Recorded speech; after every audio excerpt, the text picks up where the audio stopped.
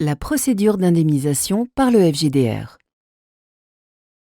Le Fonds de garantie des dépôts et de résolution, le FGDR, a pour mission de protéger et d'indemniser les clients en cas de défaillance de leur établissement bancaire grâce à la garantie des dépôts.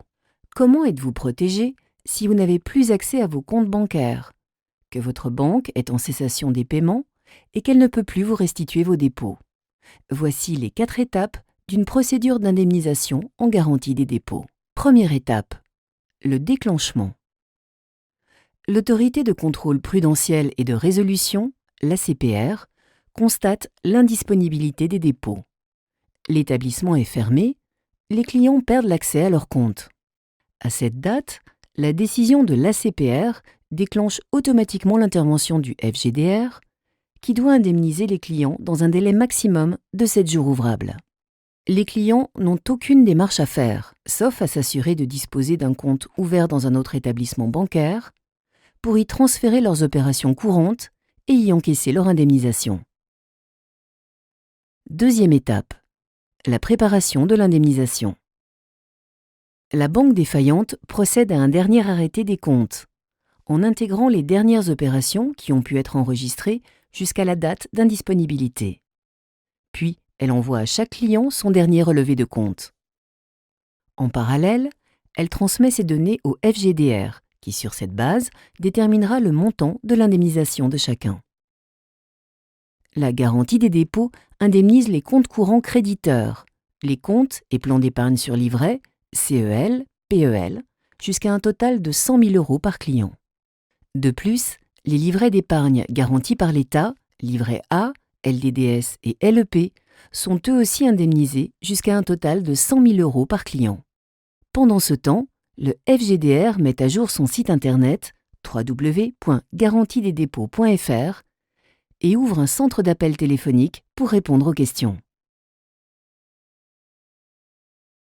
Troisième étape, la mise à disposition du paiement au client. Au plus tard 7 jours ouvrables après la fermeture de la banque, le FGDR ouvre un espace sécurisé d'indemnisation, l'ESI, accessible depuis la page d'accueil de son site internet. Les clients ayant transmis à leur banque leur téléphone fixe, portable ou leur email reçoivent un message du FGDR les invitant à se connecter. Après identification et authentification sur cet espace sécurisé, les clients peuvent choisir le mode de règlement, soit par virement bancaire, après avoir saisi les coordonnées d'un nouveau compte, IBAN, soit par lettre chèque avec avis de réception.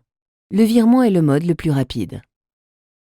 Le FGDR édite 2 courriers d'indemnisation, l'un pour les comptes courants et les comptes ou plans d'épargne sur livret, et l'autre pour les livrets garantis par l'État, livret A, LDDS et LEP. L'espace sécurisé d'indemnisation, ESI, permet aussi de mettre à jour ses coordonnées, suivre son dossier, échanger par messagerie électronique avec le FGDR.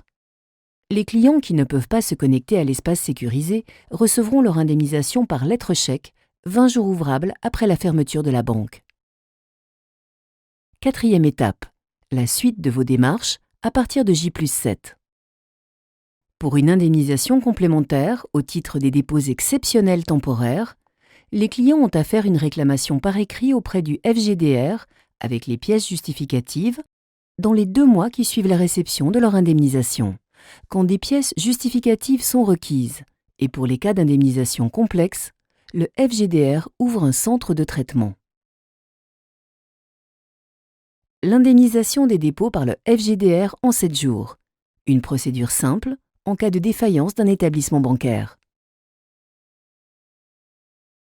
FGDR, votre argent est protégé.